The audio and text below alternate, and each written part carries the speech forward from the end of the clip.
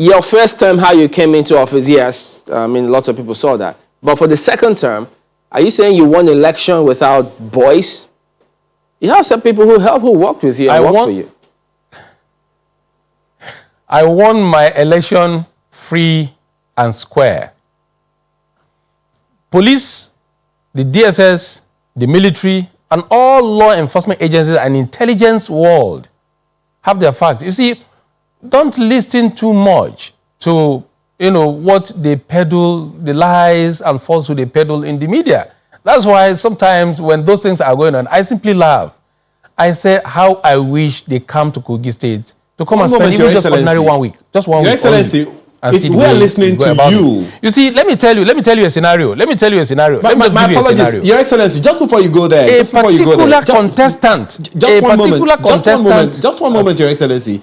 You said, earlier, before, Chamberlain asked this question, you said, you can't win an election without some boys working for you.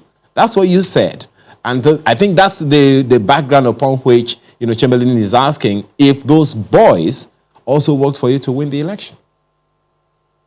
No, I said those prior to now. I said Kogi State is a state that you can't become anything, you can't win any election without affiliating yourself with boys. Some people call it Touts, some call them Touts. I say reverse is the case in my own election and re-election. And I'll give you this a scenario. We try to beautify the town and cities across Kogi State.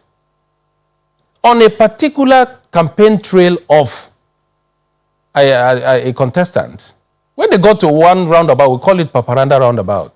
Very beautiful, well littered. All the floodlights, the street lights, and the beautification were destroyed. Had it been I took action then, it would be misinterpreted that I am trying to suppress or oppress, a contestant. But there's nowhere in my campaign you have ever heard that, or you heard that any of my supporter or followers go into destruction of billboards, signposts, or installation of the state's government. There's nowhere. Before, during, and after the election. I made people bold to say this. Some people might even allude to the incident, unfortunate incident that led to the death of PDP women leader in one of the local governments. Investigations are still on, and I promise you I am going to prosecute that case to the letter to prove who I am.